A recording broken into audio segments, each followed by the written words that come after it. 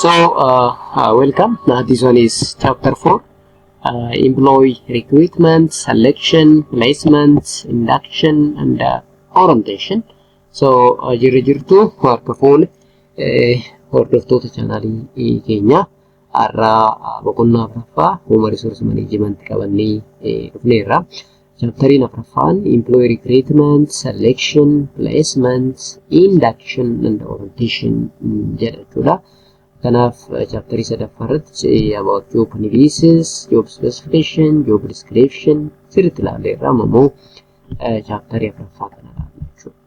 So the chapters outline generally after completing these parts, a participant will be able to understand what is recruitment, what I mean by selection, what I mean by placement and induction. Kanaaf dhuma chapterii kanarratti namni kamiyyuu recruitment maa inni, selection jechuun maa inni, placement jechuun fi induction jechuun immoo maa inni kan jedhu beekuun irra jira jechuudha. So recruitment irra gaafa eegallu recruitment jechuun the process of reaching out and attempting to attract a potential and qualified job candidate for a particular job jechuudha.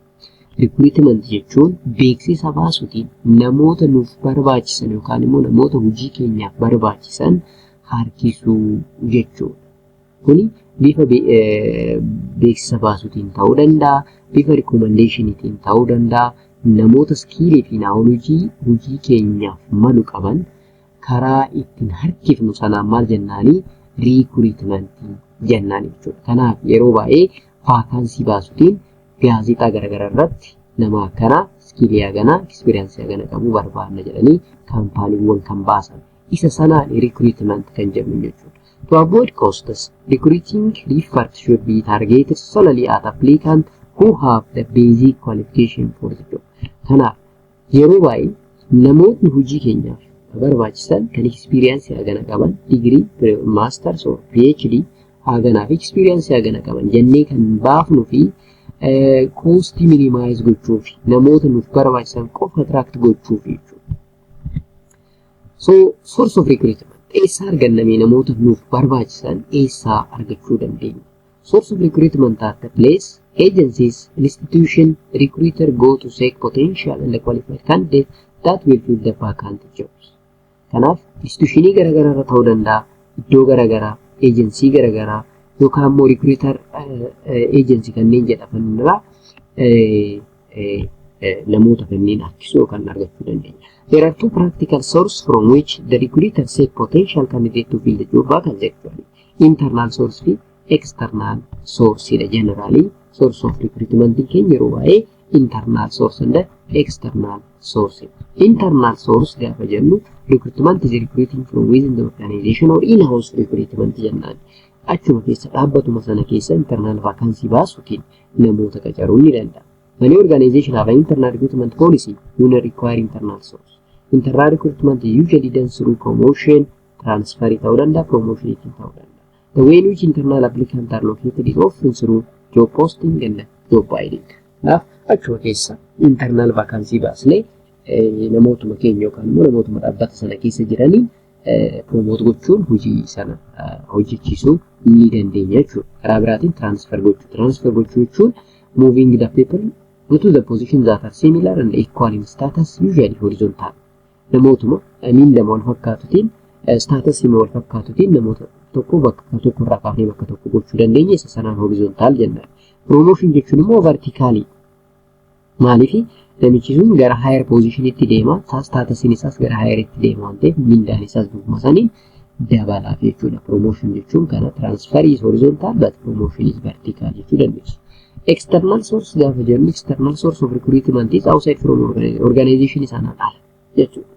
Kanaaf organization sanaan alaarraa eessaa fa'aa arganna gaafa jennu maybe labor market isaan sana fayyadamu dandeenya fakkeenyaaf referral programs jechuun recommendation jechuudha. Walk-ins, other companies, employment agency, temporary help agency, trade association, unions, schools, foreign nationals. Yes, isaan kunniin madda namoota barbaannu sana ta'uu danda'u jechuudha. External source of recruitment jennee itti ilaalchuu dandeenya. Kanaaf recruitmentii beeksisoota garaagaraatiin adeemsisuu dandeenya. Fakkeenyaaf beeksisa raadiyootiin yookaan televezyiiniitiin baasuu dandeenya, gaazexaa garaagaraatiin baasuu dandeenya, computerized service onlineetiin baasuu dandeenya, M jobs, yes, saanin fayyadamuutiin acquisition, mergers, workflow management, online recruitment, saanin kanneen the way you have to recruit, method of recruitment keessaa warroota ramadamanidha jechuudha.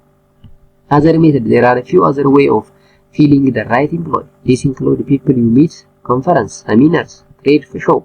Namoota konferensii irratti wal argine, seminar irratti, trade show irratti wal argine sana qacaruu dandeenya maybe. You can attract them by either setting up your recruitment booth or through informal meeting. Karaa kanaan qacaruu dandeenya. How many to recruit? Namoota meeqa qacaruu sun select gochuun nu barbaachisa.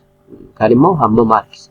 So organization recruit more than what they employ because some of the recruit may be unqualified, disintegrated or both. Now, namoota hedduu recruit gochuu danda'u qabna jechuudha. Keenyaaf nama 10 barbaanna taanaan namootuma 10 yeroo argannu vaakansii keenya cufuun qabu. Maaliif namoonni tokko qualification nuti barbaannu qabaachuu dhabuu danda'u.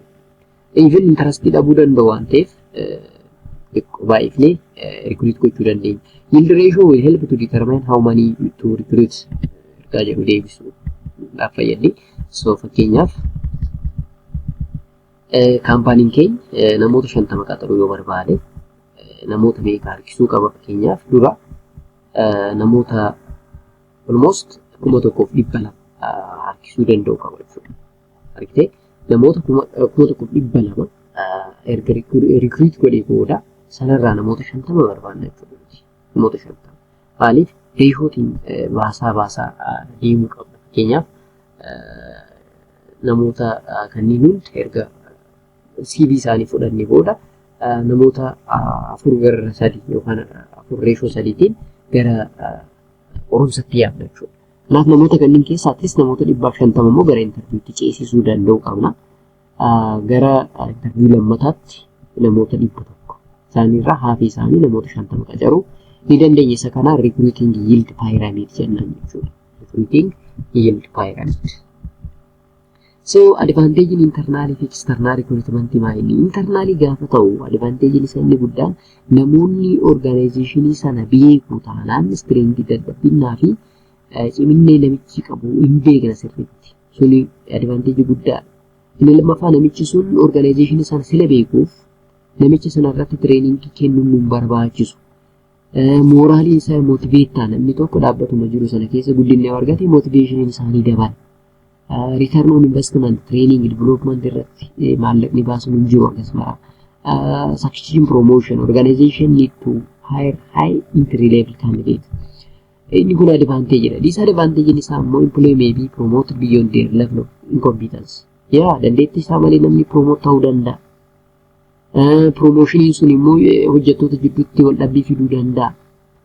Namoonni kaampaanichi sun breeding, kaampii creativity and innovation hambisuu danda'a. Maaliif nama alaa osoo qacarre experience haarawaa qabatee dhufuu danda'a waan ta'eef jechuudha. Biirokraasiin isaa garmalee akkantina ta'uu taasisa. So isaan kunneen akka disadvantageetti fudhatamu. External gaafa ta'e advantagein isaa namoota barbaannu hedduu harkisuu dandeenya. New site, skill haarawaa, ilaalcha haarawaa namoota qaban, namoota experience garaagaraa organization isaaniif fiduu danda'an argachuu dandeenya. It also easier to hire the outside organization. Namoota alaa qacaruunis nutti ulfaatu. Maaliif qormaata feeliin korre yoo darbeen darbe yoo darbu waatiin tanaa qonna internal yoo ta'e garuu akkas gochuunis nutti ulfaachuu danda'a. Inni kun advantage isaati. Disadvantage isaa immoo maayinni external gaafa ta'e namoota hedduu attract gochuun suni difficulty guddaa. Namootuma hedduu arganne sana keessa immoo nama nu barbaachisu keessaa filachuun yookaan calaluun sunis rakkoo guddaa ta'uu danda'a. And also employee may be selected whose performance is below the standard required, whose personality does not match with the organization. Namoonni tokko interview irratti bareedanii haala isaanii afaan isaanii tolchanii dhufuu danda'u. Garuu personality isaanii organization sanaaf kan malu ta'uu dhabuu danda'a. Organizational culture sana kan faallee ta'uu danda'a jechuudha. Inni kun yeroo baay'ee akka disadvantageetti ilaalama jechuudha. Step of recruitment, step nuti recruitment keessatti follow goonu inni tokkoffaa job requisition. The first essential step is a job requisition, which gives the recruiting agency information regard to each job. So the job requisition determines the job scope, function, responsibility, and relationship. This done through the job description, the job specification, both of which are developed as the result of job analysis. Yeah. Akkuma jedhu job analysis gaafa hojjennu hojichi sun maal barbaada, skilliin barbaadu maal, experience barbaadu maal, hojiin hojjetamu sun immoo maal, responsibility akkamii qaba, reporting relationship isaa maal fakkaata kan jedhu clearly namoota qacaruu barbaadu sanaaf information akkana kennuufii qaba jechuudha. Inni lammaffaa application form qopheeffata. Application form must be designed as per its job description and specification, which enable the manager to procure required information for applicant. So application form needs to be concise and complete to giving the required information. Yeah. Application gaafa qopheessinu namoonni nuti barbaadnu kana ulaagaa kanneen kan guutanidha. Kanaaf job specification fi job description keenya sirriitti kaa'uufii qabna jechuudha. Kaa'uufii qabna. Inni itti aanu advertisement. Kanaaf namoota sanniin eessa arganna kan jedhu advertisement hojjechuu qabna. This is a recruiting agency. We notify the vacancies through an articulated advertisement. Radio fayyadamuu dandeenya, website fayyadamuu dandeenya, newspaper, yes, trade, professional journals, notice board, employment job center isaan kanneen fayyadamuutiin vakansiin akka jiru namoota barbaadu sana beeksisa keenya qaqqabsiisna jechuudha. The choice depends on the position for which the organization are recruiting. For example, local newspaper is usually best for blue collar, clerical, and administrative employee. For specialized employees such as middle and the senior manager, website and the professional journal can be very important. Kanaaf malli nuti advertisement fayyadamnu yaa'u hojiirraa hojiitti garaagarummaa qaba. Especially fakkeenyaaf administrative staff kan qacarru yoo ta'e local newspaper osoo fayyadamni baay'ee filatamaadha jechuudha. Middle yookaan senior manager kan fayyadamnu yoo ta'e immoo qacaruu barbaadan website garaagaraa akkasumas professional journal warroota ta'an osoo fayyadamne filatamaa jechuudha. Filatamaa. Step in itti aanu conduct realistic approach to recruitment. Realistic approach to recruitment deal with providing an accurate information about the job and organization to be a candidate. Information dhugaa ta'e kennuufii qaba jechuudha. Laalifi turnoverii sana hambisuudhaaf, dissatisfactionii sana hambisuudhaaf real waan ta'e tokko gabaa barreessuufii qabna jechuudha. Not inflate the expectation of the candidate beyond what the actual to their organization. Garmalee inflate goone yookaan immoo ol kaasnee himuu hin qabu. Dhugaan jiru waan bira gaafa ta'e namichi sun nurraa deemuu waan danda'uuf waa'ee organization isaan dhugaa sanatti himuu nurraa eegama jechuudha. When the candidate discovered the actual less than the expectation, then you may create it during recruitment. The candidate leave your organization, which results in great loss of the company in terms of cost. Yeah. Dura inflate goone ol kaafnee itti himnee dhufee taanaan gaafa keessa barummaa hojii sana dhiisee deema jechuudha. Kanaaf erga treeningii kennitee booda kostii hedduu erga baaftee booda nama qacarte sana dhabuu jechuun kasaara guddaa keessa si galchuu danda'a jechuudha. So inni itti aanu immoo evaluate recruitment. Evaluation of the success of the recruitment is based on whether the candidate attracted are fit for the selection. If the selection process is fit with sufficient qualified candidate, then one can say that recruitment was successful. Kanaaf recruitmentiin keenya successfully dhamoo successfully miti kan jedhu evaluate kan godhu yeroo selectionii keessa seennu jechuudha.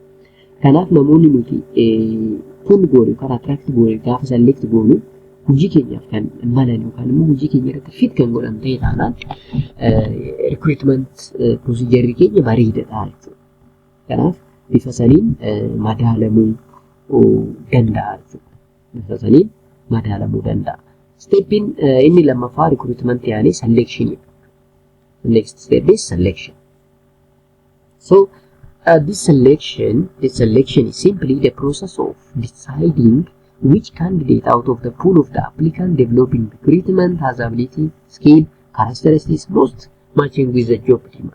Selection jechuun namoota harkifne sana namoota hedduu galmeessine namoota CV isaanii irraa guurree sana keessaa namni hojii keenyaaf sirriitti skiilii fi ability akkasumas characteristics qabu eenyu jennee select gochuun suni selection jedhama jechuudha.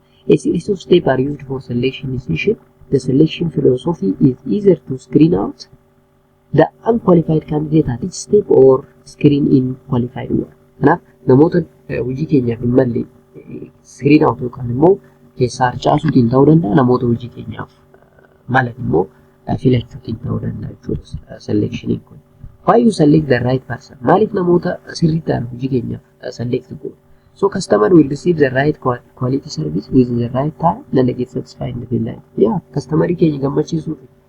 Maaliif customer keenya product keenya irraa satisfaction akka argatu customer sana tajaajila sirrii kennuudhaaf hojjetaa sirrii argachuu qabaachuu nurraa eegama jechuudha. Sanaaf select gochuun baay'ee bareeda. Field workers will receive a cooperative and compatible service and satisfied and delighted to the work with.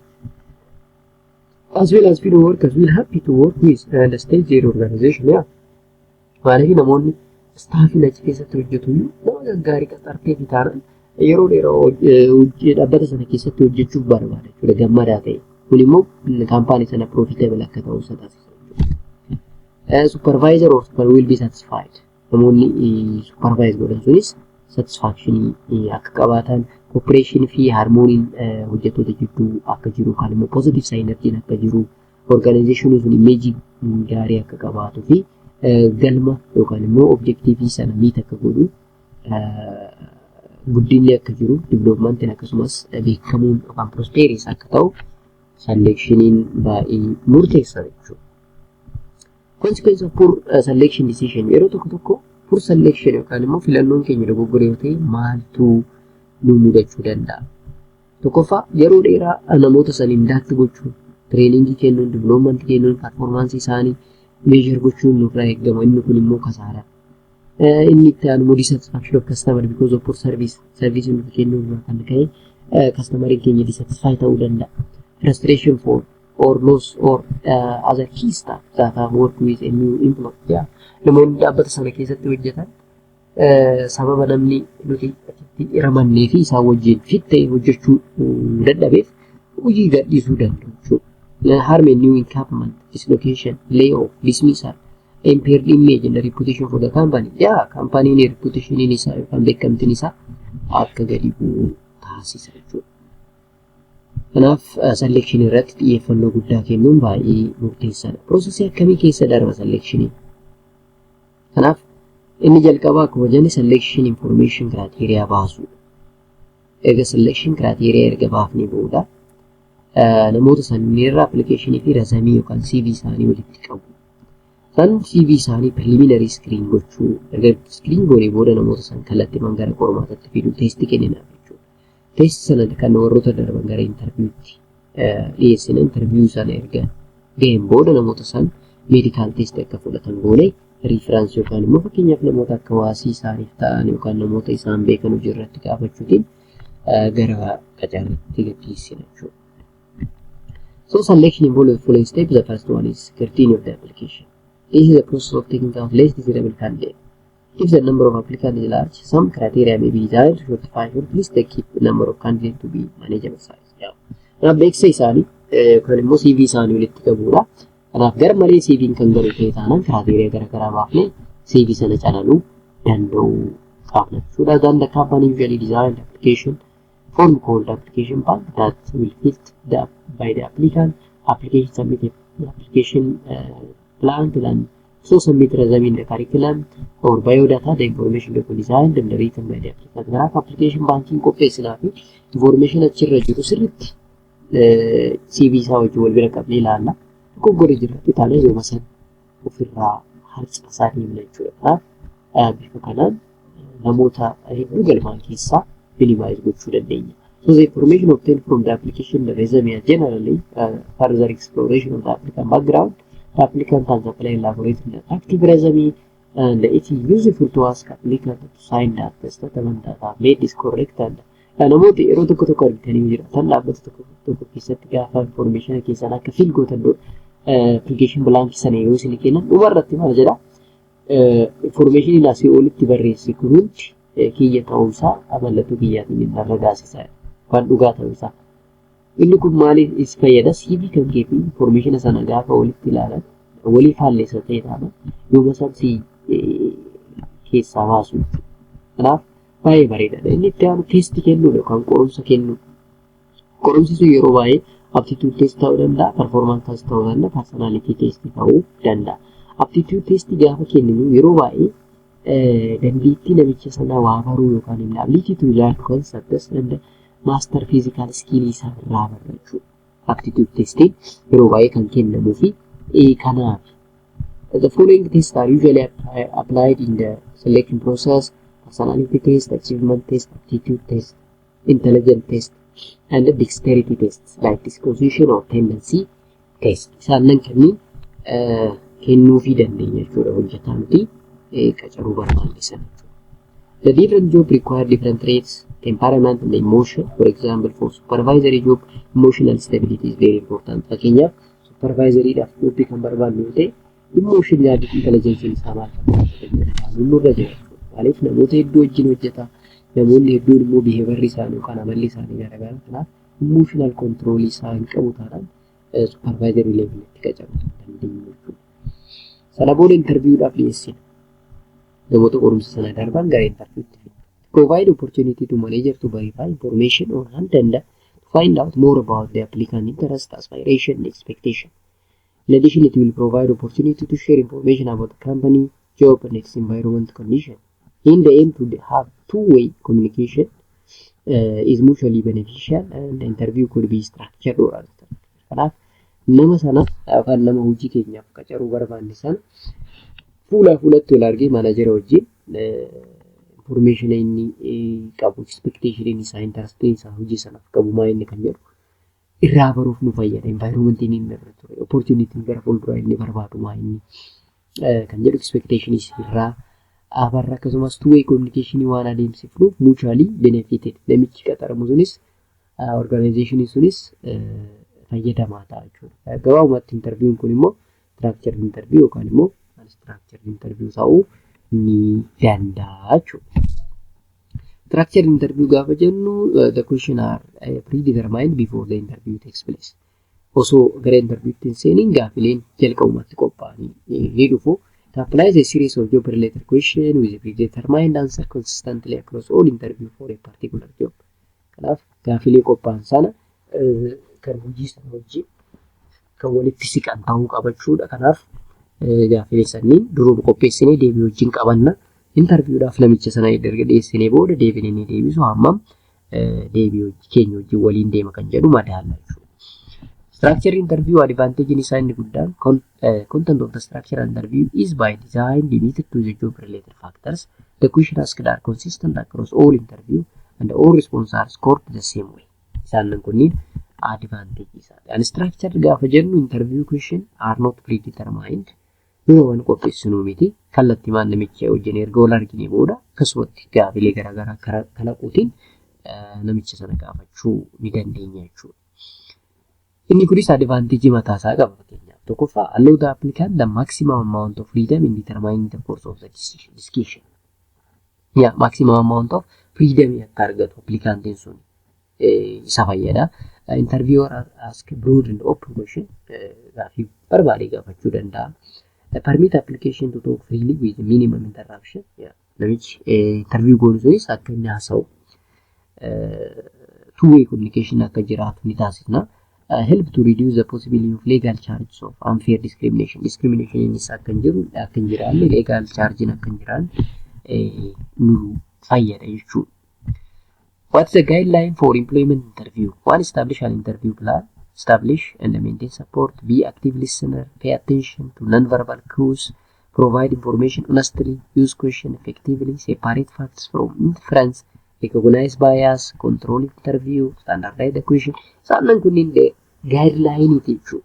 Gaafa qacaramuuf deemnu immoo employment taane qacaramuuf gaafa deemnu interview irratti xiyyeeffannoo nuti kenninu maa inni jechuudha. Mallattoolee garaagaraatiif xiyyeeffannaa guddaan kennamuu qaba jechuudha. Dhagahuu danda'uu qabna. Sirriitti dhageeffataa ta'uu qabna jechuudha. Dubbachuuf jarjaruu qabnu jechuudha. Isaan kunniin very important. Itti aansanii environment reference checking yookaan immoo background investigation. Reference checking provide the opportunity to question individuals who either have worked with the applicant or know them in some other capacity. Output their suitability for the role and match them against the selection criteria. By contrasting the applicant current or previous managers, co-workers you are working should the applicant has skilled experience listed on their application interesanii. Kanaaf CV irratti yeroo baay'ee sossobni illee waa wayii barreessuu dandeenya jechuudha. Kanaaf gaafa reference check goonu warra isa wajjin hojjetan ta'uu danda'a yookaan immoo asiin dura managerri isaa akka isa wajjin hojjete sun ta'uu danda'a. Isaan gaafachuutiin namichi kun dhugumaan experience nuti barbaannu sana qabu moo hin qabu kan jedhu adda baasuuf nu fayyada jechuudha. Inni itti aanu physical examination dha. Prior to tendering the job offer, some organizations require potential employee to take a physical examination for the purpose of preventing an insurance claim for illness and injury that occur prior employment, detecting communicable disease, certify that the person can physically perform. Abbanni tokko si qacaruun dura physical examination yookaan immoo medical test akka fudhattu si godha. Maaliif? Fakkeenyaaf injurii garaagaraa qabattee achi seentee taanaan booda insuraansii gaafachuu akka hin dandeenye si godha jechuudha. Inni itti aanu dhukkuboota garaagaraatiif kan saaxilamtu yoo ta'e hojii sanaaf physically fit kan hin taane ta'e taanaan sin qacaru jechuudha. However, physical requirements should be clearly indicated in the job description and specification, which otherwise the company may be accused of discrimination toward handicapped workers. Yeroo baay'ee namoonni qaamaan irruu ta'an discriminate akka hin taaneef namichi gaafa hojii sanaaf beeksisa baasu job specification fi job description sana keessatti physical requirement yoo jiraate kaa'uu qaba jechuudha. Sana booda communication step ni itti aanu. It is a process of informing the results on the applicant who has been selected and offered the job by the management. Namoota carraan kana hunda darbanii hojiin kennameef yookaan carraa hojjechuu argatan beeksisuun baay'ee bareeda jechuudha. Inni itti aanu validating and reliability of selection instrument dha. Selection instruments such as test and interview must be valid and reliable. Test and interview need to predict success on the job if the job tests are used to measure or make the decision to hire. Kanaaf callifneetuma gaafiin taanee gaafachuutiin namoota kuffisuun hin danda'amu. Kanaaf interviewuunis ta'e testiin nuti qopheessinu suni valid ta'e reliable kan ta'e ta'uu qaba jechuudha. Keenyaaf validity test gaafa jennu test and interview are supposed to discover and predict the ability to do the job required.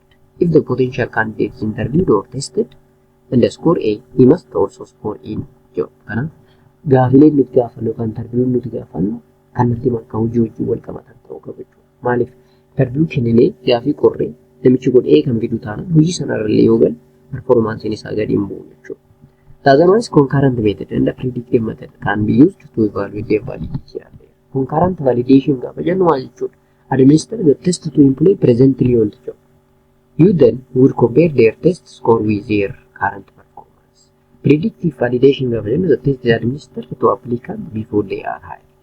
After they have been on the job for some time, you may measure their performance and compare it to their job. Kanaaf maal jechuudha concurrent gaafa jennu erga hojicha hojjetee booda namicha sana qoruudha. Hojicha hojjechiifne qormaata qorree skoorii isaa madaaluu dandeenya. Predictive validation gaafa jennu immoo hojicha osoo hojjetin qorumsa qorra jechuudha. Kanaaf erga hojii sana kenninee fi yeroo muraasa hojjetee booda immoo performaansii isaa riizaaltii isa jalqabaa wajjin valideet goona jechuudha. Inaan kun predictive validation jennaan jechuudha. Reliability test should yield consistent score when the person takes the same test on two or more different occasions. Malee reliability gaafa jennu namichi tokko gaafima tokko qorame gizee lamaa fi sanaa ol gaafima sana osoo occasionii garaagaraatiin qorri deebii wal fakkaatu yookaan immoo riizaaltii wal fakkaatu kan fidu ta'uu qaba jechuudha. Test retest method and the equivalent have helps to test reliability. Test retest method, if an example a person scores 70 on a test administered on Monday and 90 on Tuesday, people would not have much faith in the test. Argite namni tokko fakkeenyaaf guyyaa isniina qorame 70 fide guyyaa lammaffoo gaafa qoramu 90 fide taanaan shakkiin akka uumamu silaa taasisa jechuudha. Kanaaf isaan kana hunda keessa erga darbee booda namicha jarri sana kallattii maal place goona jechuudha. Placement, induction and orientation are there. Placement is the process of assigning a selected applicant on the job for which he can be applied for. Placement jechuun namicha qacarree sana bakka hojii isaa qacarreef sana geessuu yookaan immoo place gochuu jechuudha. Induction yookaan orientation jechuun namichi kun dhaabbata sanaaf haarawaa ta'e taanaan organization sanaaf haarawaa waan ta'eef kallattii gara hojiitti osuun seeneen dura waa'ee hojicha sana sirriitti beeksisuu eenyu wajjin hojjechuu akka qabuufaa agarsiisuu nurraa eegama jechuudha. So a large number of employee starters resign the first few weeks of their employment because of lack of appropriate induction. Yeah. Jalqabuma finni namicha sana yookaan immoo nama hojii sanatti qacarree sana sirriitti wal barsiisuu baannaan namichi kun turbaanota jalqabaa sanaaf waa hedduutu isarratti mudachuu danda'a jechuudha. Tenshiniin garaagaraa isa qabuu danda'a jechuudha. Kanaaf tenshinii irra bilisa akka ta'uuf indakshiniin sirriitti kennamuufii qaba jechuudha. Kanaaf waan induction jechuun tireeningii hojjetaa tokkoof yeroo jalqabaaf kennamu jechuudha. Induction jennaan jechuudha. So a typical component of started induction program which can be run for the house a day or even a week. Kanaaf akkaataa hojii irratti hundaa'uudhaan sa'aatii muraasa keessatti fixuu danda'a, guyyaatti fudhachuu danda'a yookaan torbee guutuu indakshiniin kennamuufii danda'a jechuudha. So the organization, its history, development, management and activity, personal policy, employee benefit, physical facility in the workplace, an outline of different jobs and work entailed in organization saanan kana hunda itti himuu qabna. Health and safety measures, social interaction with other employees, physical orientation of the workplace, and in-depth secondary, tertiary as well as follow-up induction program are used by many organizations to ensure all information they wish to impart is properly disclosed to the employee over the period of time. Yeah. Irra deddeebinee akka isaan kanneen hubatu taasisuu qabna jechuudha. Kanaaf bifa kanaan orientation yookaan induction erga kennee booda namichi kun hojii kana hojjechuudhaaf hagas maraa hin rakkatu jechuudha. Kanaaf bifa kanaan orient gochuu dandeenya jechuudha. Kanaaf this one is the last for chapter 4, very important chapter this one also. So thank you very much for your nice attention. So we have to come for chapter 5 for the next. So until that we have to set link our tutorial video for your friends, and please don't forget to subscribe to the new camera option.